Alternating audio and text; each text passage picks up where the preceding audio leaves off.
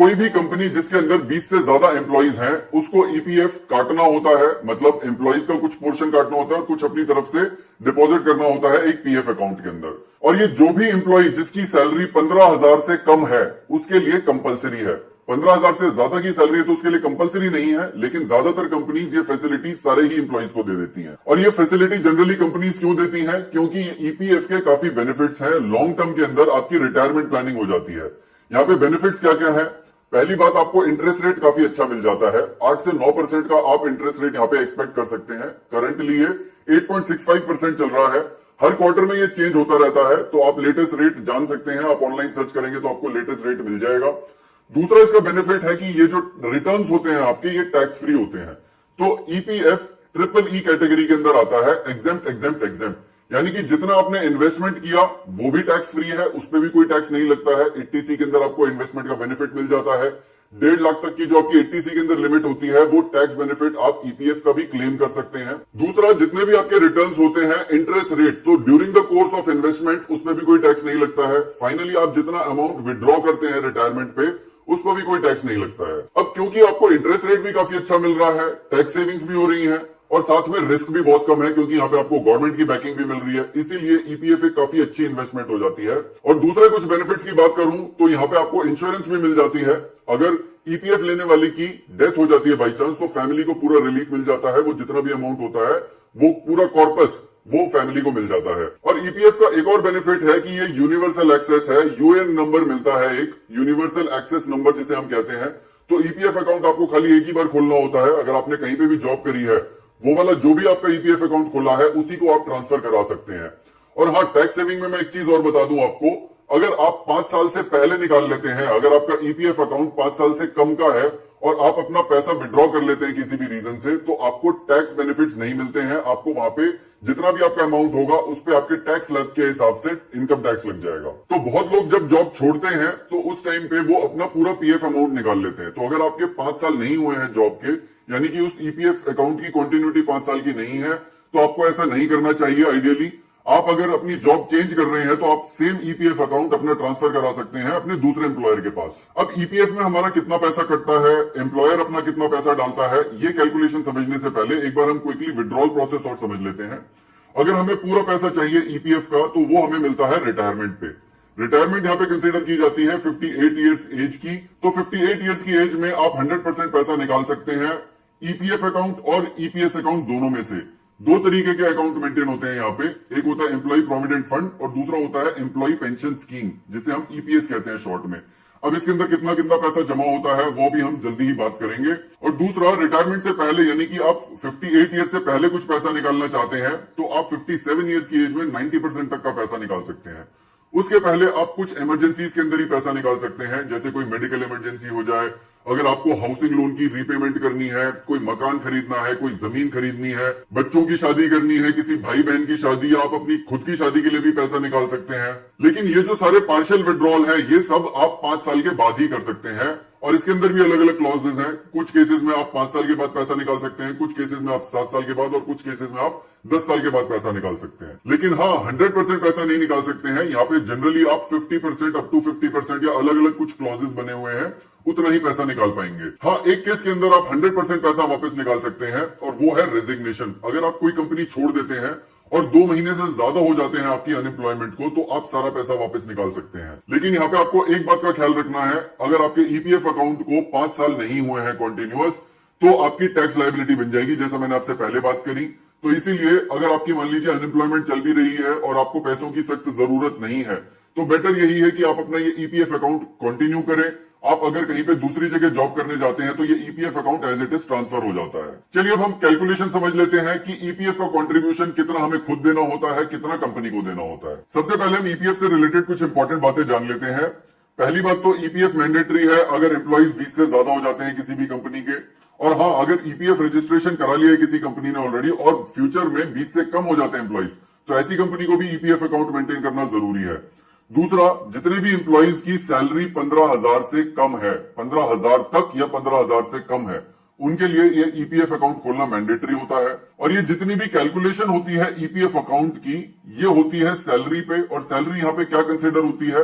Basic salary plus DA, यानी कि dearness allowance. इसको हम सैलरी मानेंगे। अब हम जितनी भी कैलकुलेशन करेंगे वो हम इस सैलरी को मान के ही चलेंगे, बेसिक प्लस डीए की हम बात करेंगे। प्राइवेट कंपनीज में ये डीए जनरली नहीं होता है, तो यहाँ वहां पे आपका ये बेसिक सैलरी ही काउंट होगी। और गवर्नमेंट कंपनीज के अंदर, गवर्नमेंट ऑर्गेनाइजेशंस के अंदर मैं कहूंगा तो वहां पे बेसिक प्लस आपका डीए टोटल कैलकुलेट हो जाएगा ईपीएफ कैलकुलेशन के लिए। एम्प्लॉय और एम्प्लॉयर को इक्वल कंट्रीब्यूशन डालना होता है। एम्प्लॉय का जितना पैसा कट रहा है उतना ही पैसा कंपनी को या कोई भी गवर्नमेंट ऑर्गेनाइजेशन को अपनी तरफ से डालना होता है, और वो पैसा पीएफ अकाउंट के अंदर जाता है। अब ये कितना पैसा डालना होता है ये बात करते हैं।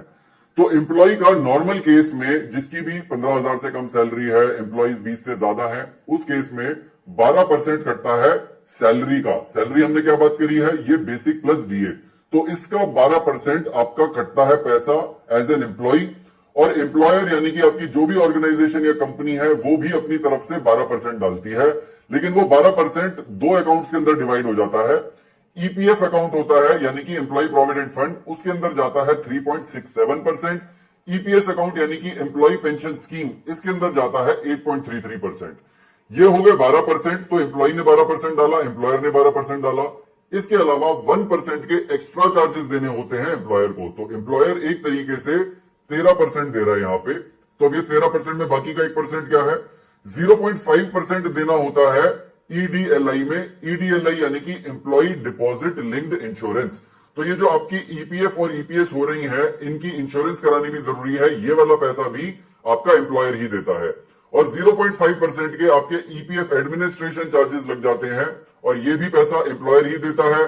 पहले ये 0.65% होते थे, अभी जून 2018 से ये 0.5% हो गए हैं।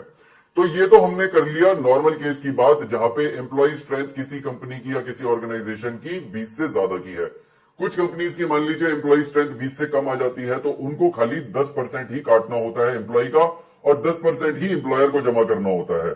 10% अगर एम्प्लॉयर को जमा करना है तो 8.33% तो ईपीएस में, ये तो देखिए पोर्शन फिक्स्ड है। बाकी का बचा 1.67%, ये चला जाता है आपका ईपीएफ के अंदर। अब ये जो 10% है खाली लेस देन 20 एम्प्लॉइज की ऑर्गेनाइजेशन के लिए नहीं है खाली, और भी कुछ इंडस्ट्रीज के लिए ये एप्लीकेबल है। जैसे कि अगर कोई सिक यूनिट डिक्लेयर हो गई है, या फिर कुछ इंडस्ट्रीज वहां पे स्पेसिफिकली मेंशन्ड है, जैसे कि ब्रिक इंडस्ट्री है, तो इन सब इंडस्ट्रीज में भी यहाँ पे 10% की ही एप्लीकेबिलिटी है। लेकिन हम ब्रॉडली कहें तो मैक्सिमम कंपनीज या ऑर्गेनाइजेशन के लिए ये पहला वाला ही केस एप्लीकेबल होता है। जनरली आपका 12% ही आपको काटना होता है, और कंपनी को भी 12% ही जमा करना होता है। तो यहाँ पे अब बनते हैं हमारे दो सिनेरियो। एक सिनेरियो है जहां पे सैलरी लेस देन 15,000 अगर किसी इंप्लॉय की, तो उस केस में क्या होगा, उस केस की तो हमने ऑलरेडी बात कर ली है। 12% ऑफ सैलरी एम्प्लॉय की कट जाएगी ईपीएफ में, और 12% यहाँ पे 3.67% ऑफ सैलरी, जितनी भी सैलरी है। मान लीजिए इस बंदे की सैलरी 10,000 है, तो 3.67% ऑफ, ये S1 मैंने यहाँ पे लिखा है सैलरी को, तो S1 हो गया यहाँ पे 10,000। तो 3.67% ऑफ 10,000 यहाँ पे इसका ईपीएफ एम्प्लॉयर डालेगा। 12% यानी कि 12% ऑफ 10,000 ये एम्प्लॉय का कट जाएगा ईपीएफ में। ईपीएस में 8.33% ऑफ 10,000 चला जाएगा। ईडीएलआई 0.5% ऑफ 10,000 लग जाएगा, और एडमिनिस्ट्रेशन चार्जेस भी 0.5% 10,000 के लग जाएंगे। तो ये तो बहुत सिंपल सा केस है जिसकी भी सैलरी 15,000 से कम है। और दूसरा सिनेरियो बनता है अब अगर सैलरी 15,000 से ज्यादा है, तो 15,000 से अगर ज्यादा किसी की सैलरी है, तो यहाँ पे देखिए दो ऑप्शन होते हैं एम्प्लॉयर के पास। पहला तो वो या तो मिनिमम ईपीएफ का ऑप्शन दे देता है, मतलब वो कहता है कि हम तो मिनिमम ईपीएफ ही भरेंगे और मिनिमम ईपीएफ ही काटेंगे। तो ये मिनिमम ईपीएफ कितना होगा, 15,000 होगा। मतलब 15,000 की जो सैलरी है बेसिक प्लस डीए, उस पे आपका ईपीएफ कट जाएगा। तो मान लीजिए ये जो सैलरी है, किसी बंदे की सैलरी जो 40,000 है, तो यहाँ पे इस सैलरी से कोई मतलब नहीं है, चाहे सैलरी 40,000 रहे आपका, ये क्योंकि 15,000 से ज्यादा की सैलरी हो गई, तो यहाँ पे ईपीएफ 12% ऑफ 15,000 कट जाएगा। और ये 12% ऑफ 15,000 कितना होता है, ये 1,800 रुपए होता है। बहुत सारी कंपनीज में आपने देखा होगा खाली 1,800 रुपए पर मंथ ही आपका पीएफ कटता है, और उतना ही पोर्शन आपका एम्प्लॉयर जमा करता है। और जमा कितना करेगा, यहाँ पे 1,800 का भी फर्दर बाइफर्केशन हो जाएगा। 3.67% ऑफ 15,000 आपका ईपीएफ में चला जाएगा, और 8.33% ऑफ 15,000 आपका ईपीएस में चला जाएगा। और सिमिलरली आपके ये बाकी के चार्जेस भी मिनिमम के हिसाब से लग जाएंगे। तो ये तो हो गया मिनिमम ईपीएफ वाला ऑप्शन।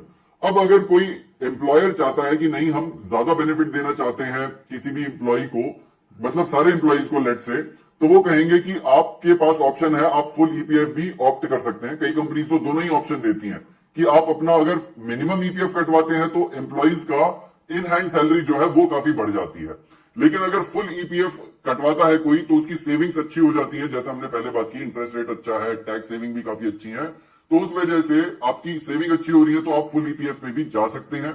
अब फुल ईपीएफ कटवाने में भी दो ऑप्शन बनते हैं, वो भी हम एक बार डिस्कस कर लेते हैं। पहले ऑप्शन में आपका जो ईपीएफ है वो 12% कट जाएगा ऑफ योर कंप्लीट सैलरी। ये जो हमने सैलरी की बात करी S2, अगर आपकी मान लीजिए सैलरी 40,000 है तो 12% ऑफ 40,000 ये आपका ईपीएफ कट जाएगा। आपने तो अपना फुल ईपीएफ कटवा लिया, लेकिन एम्प्लॉयर की जरूरत नहीं है कि वो आपको फुल ईपीएफ ही दे। वो चाहे तो अपना मिनिमम पे भी काम चला सकता है, वो चाहे तो 3.67% ऑफ 15,000 दे सकता है, ईपीएस के अंदर अपना 8.33% ऑफ 15,000 दे सकता है, और अकॉर्डिंगली वो अपने मिनिमम चार्जेस पे कर सकता है। लेकिन ज्यादातर कंपनीज में आप देखेंगे कि एम्प्लॉयर भी उतना ही कंट्रीब्यूशन दे देता है।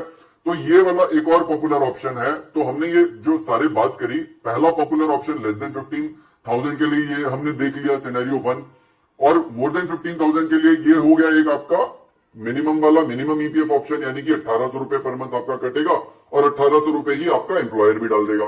तीसरा पॉपुलर ऑप्शन है ये वाला, जिसके अंदर 12% आपकी सैलरी का कटेगा और 12% ही आपका एम्प्लॉयर डाल देगा। लेकिन यहाँ पे थोड़ा सा ध्यान दीजिएगा, यहाँ पे जो ईपीएस वाला अकाउंट है इसके अंदर आपको 8.33% ऑफ 15,000 ही डालना होता है, ये यहाँ पे कैप होती है।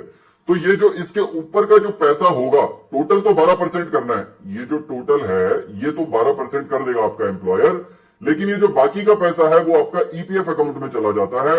तो 12% ऑफ जितनी भी आपकी सैलरी है माइनस 8.33% ऑफ ये 15,000, ये अगर आप घटा देंगे तो आपका ईपीएफ के अंदर आपका बाकी का पैसा चला जाएगा। तो अगर आप इस पोर्शन को ऐड करेंगे तो आप यहां पे देखेंगे कि ये भी आपका 12% ऑफ S2 आ जाएगा, ईपीएफ प्लस ईपीएस। यहां पे मैं लिख भी देता हूं, ईपीएफ प्लस ईपीएस, ये जो आपका एम्प्लॉयर डाल रहा है वो भी आपका 12% आ गया है।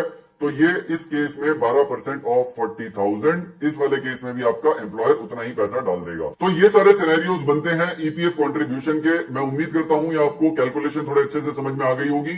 अब मैं आपको एक कैलकुलेटर दूंगा नेक्स्ट वीडियो के अंदर, जिसमें आप ये भी कैलकुलेट कर पाएंगे कि रिटायरमेंट में आपको टोटल ईपीएफ का कॉर्पस आपका कितना बन जाएगा। तो वो वीडियो भी आप जरूर देखिएगा। ये वीडियो अगर आपको अच्छा लगा तो इसको लाइक और शेयर जरूर कीजिए।